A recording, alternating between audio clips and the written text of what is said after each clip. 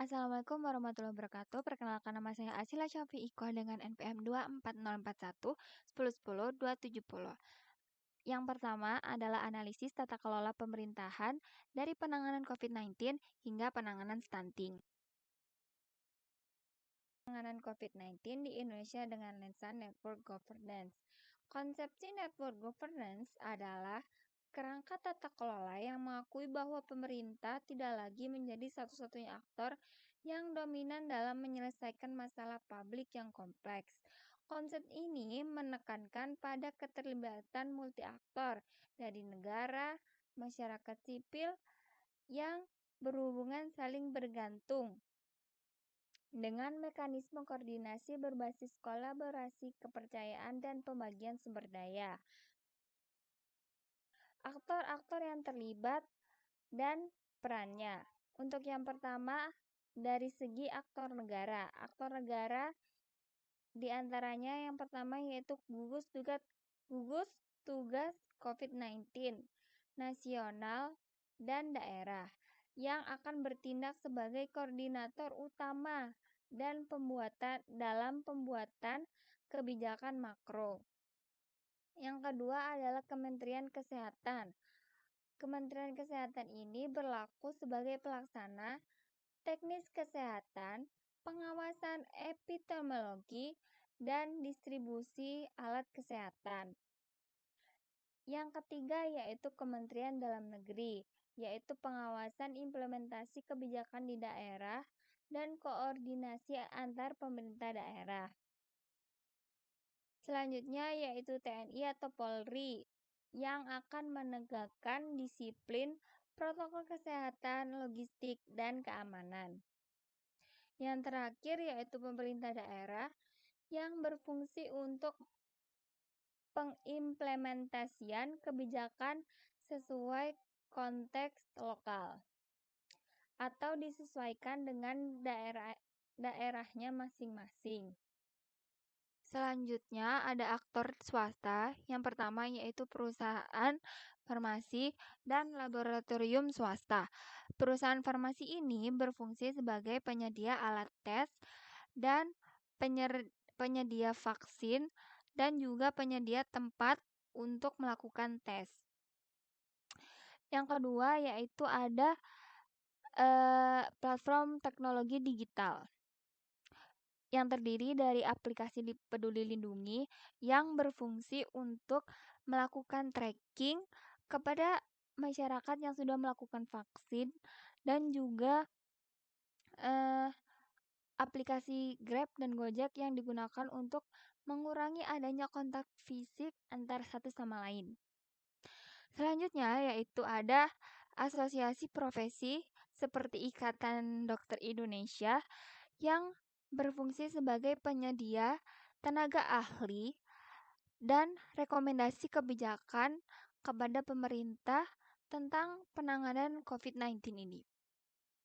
Selanjutnya yaitu ada media massa yang berfungsi sebagai penyebaran informasi dan edukasi kepada masyarakat secara luas.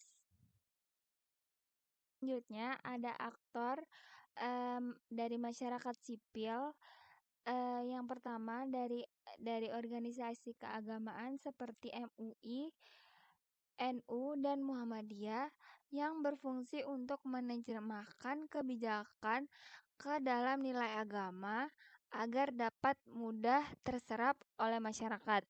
Yang kedua yaitu lembaga relawan yang berfungsi sebagai pendanaan alternatif dan juga membantu pendistribusian bantuan dan juga tenaga pendukung. Selanjutnya yaitu ada akademisi atau perguruan tinggi yang akan membantu riset dari pandemi yang sedang terjadi dengan melakukan pengembangan teknologi. Selanjutnya yang terakhir adalah komunitas lokal. Komunitas lokal ini biasanya muncul dari segi masyarakat sendiri yang akan berfungsi sebagai pengawasan mandiri dan sosialisasi tingkat RT RW. Komunitas ini biasanya terdapat di suatu kelompok masyarakat yang tinggal dalam lingkungan yang sama. Dari analisis kebijakan tersebut tentunya akan memunculkan hambatan. Hambatan yang pertama yaitu adanya koordinasi yang cukup lemah karena dinilai pemerintah tidak konsisten dalam menetapkan aturan. Seperti waktu itu antara koordinasi pusat dan daerah yaitu PSBB versus PPKM Mikro. Yang kedua yaitu konflik kepentingan. Konflik kepentingan ini biasanya datang dari masyarakat sendiri, yaitu antara menjaga kesehatan atau mementingkan roda perekonomian mereka. Untuk selanjutnya yaitu akuntabilitas tersebar. Akuntabilitas tersebar ini maksudnya sulit menetapkan tanggung jawab tunggal bagi suatu daerah, seperti kelangkaan oksigen yang terjadi pada saat waktu itu. Selanjutnya yaitu ketimpangan kapasitas. Daerah dengan sumber daya terbatas dari segi sumber daya manusia, finansial, dan teknologi kesulitan mengikuti kecepatan jaringan perubahan peraturan yang ditetapkan pemerintah. Analisis kebijakan tersebut dapat diperoleh model network yang dikembangkan. Model network ini terdiri dari Lead Organization Network, yaitu gugus atau satgas utama COVID-19 yang bertindak sebagai pemimpin jaringan yang akan menggerakkan dan mengkoordinasikan. Selanjutnya yaitu terbentuknya Network Administration, yaitu terbentuknya sub-sub jaringan dengan koordinator khusus seperti Kementerian BUMN yang mengordinasi logistik vaksin. Untuk selanjutnya yaitu Satgas Penanganan COVID-19 daerah yang melibatkan unsur TNI atau Polri dan relawan dalam membantu tugas mereka. Untuk yang kedua yaitu analisis konsep program Kader Surabaya Hebat melalui paradigma NPG. NPG sendiri hadir karena respon terhadap keterbatasan yang sebelumnya ada pada NPM. NPM menekankan pada efisiensi layanan publik dan kompetisi, sedangkan NPG sendiri menekankan pada kolaborasi antar pihak atau multi pihak yang memiliki CO creation dan fokus pada outcome dan nilai publik. Berikut adalah analisis penerapan NPG dalam Kader Surabaya Hebat. Yang pertama yaitu adanya CO creation, yaitu kader yang secara aktif akan terlibat dalam produksi bersama layanan pencegahan stunting, bukan hanya sekedar sebagai penerima pasif. Yang kedua yaitu mereka akan melakukan pemahaman terhadap pertumbuhan balita dan melakukan pendampingan terhadap ibu hamil serta mengedukasi gizi secara langsung di komunitas. Untuk selanjutnya yaitu kolaborasi unit organisasi. Kolaborasi ini terdiri dari program yang akan melibatkan dinas kesehatan seperti TPPKK kota atau kecamatan, Karang Taruna Puskesmas, dan perusahaan melalui masyarakat. Setiap aktor ini akan menyumbang sumber daya yang berbeda, seperti pemerintah dalam pelatihan, alat ukur, PKK menyumbang jaringan kader perempuan, dan swasta yang akan menyumbang bantuan makanan tambahan. Untuk selanjutnya adalah orientasi pada public value. Public value ini akan memuat outcome yang akan diukur bukan sekadar jumlah kader terlatih, tetapi penurunan prevalensi stunting. Yang kedua, yaitu data SGI 2022 menunjukkan bahwa prevalensi stunting Surabaya sekitar 11,5%, jauh di bawah rata-rata nasional, yakni sebesar 21,6%, dan daerah Jawa Timur yaitu sebesar 20,3%. Yang kedua, nilai publik yang diciptakan adalah anak lebih sehat, peningkatan kesadaran komunitas, dan penguatan modal sosial. Selanjutnya yaitu desentralisasi dan otonomi daerah. Desentralisasi ini, kader akan memiliki ruang inisiatif dalam menyesuaikan pendekatan dengan kondisi spesifik kelurahan masing-masing. Yang kedua, yaitu pengambilan keputusan yang tidak sepenuhnya hierarkis dari atas ke bawah. Selanjutnya, dalam penerapan analisis ini memiliki hambatan dalam penerapannya, yaitu yang pertama, ketergantungan pada motivasi intrinsik kader. Sebagian besar kader akan bekerja sukarela dengan insentif sangat terbatas, namun beresiko terhadap kelelahan dan pergantian personal yang besar. Yang kedua, yaitu kapasitas yang beragam. Kapasitas ini memiliki latar belakang pendidikan dan perusahaan, teknis kader yang tidak merata, serta akan mempengaruhi kualitas pendampingan. Yang ketiga, yaitu koordinasi data dan pelaporan. Koordinasi data ini memiliki sistem pelaporan yang masih banyak dilakukan secara manual, sehingga menyulitkan konsolidasi dari real time untuk analisis cepat. Selanjutnya yaitu keberlanjutan program di luar kepemimpinan politik. Biasanya program ini akan sangat identik dengan visi wali kota Tri Risma Maharani pada waktu itu, sehingga memunculkan tantangan berkelanjutan pasca pergantian kepemimpinan.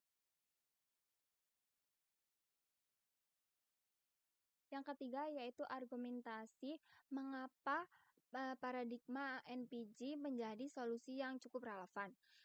Untuk yang pertama yaitu jika dibandingkan dengan perbandingan teoritis paradigma antara OPA dan NPM, NPG memiliki keunggulan yakni berupa mengakui kompleksitas dengan memahami yang modern, sering terkait dan membutuhkan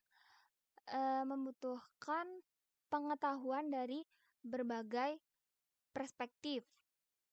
Yang kedua yaitu memanfaatkan sumber daya. Dengan memanfaatkan sumber daya negara, keahlian, dan swasta, serta jaringan sosial masyarakat yang akan terlibat dalam pelaksanaannya. Untuk yang ketiga, yaitu membangun legitimasi dan kepercayaan di mana proses partisipatif akan meningkatkan penerimaan publik terhadap kebijakan pemerintah yang sudah diterapkan.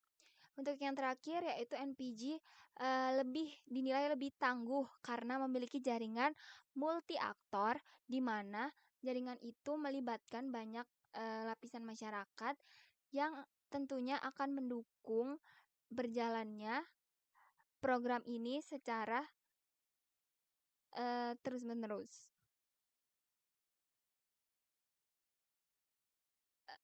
alasan mengapa NPG lebih relevan daripada teori-teori dan paradigma-paradigma sebelumnya adalah yang pertama yaitu konteks Indonesia yang plural.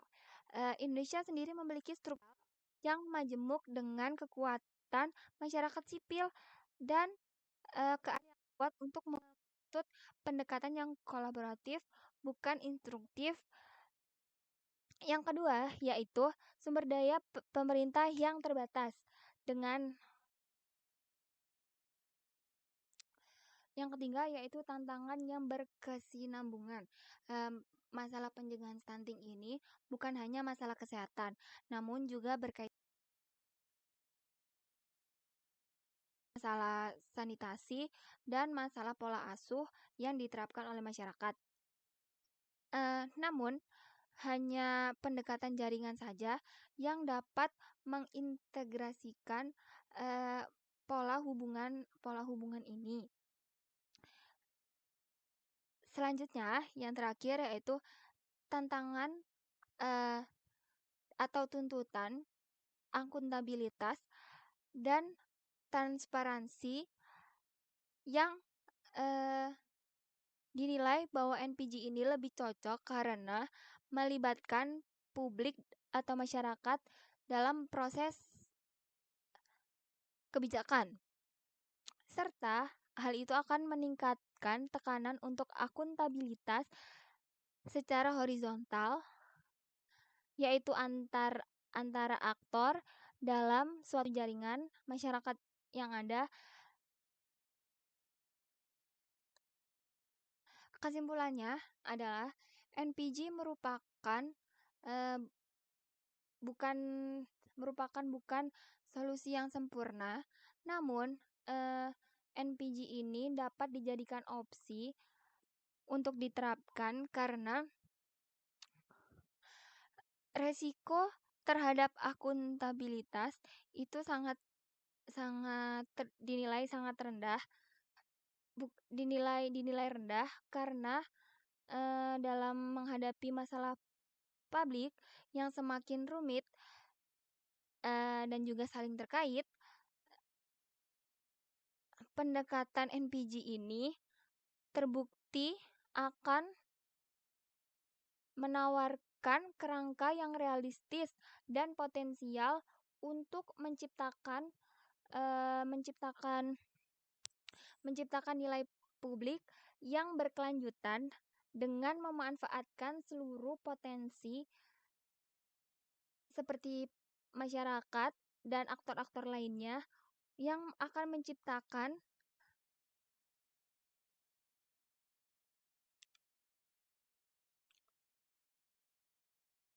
menciptakan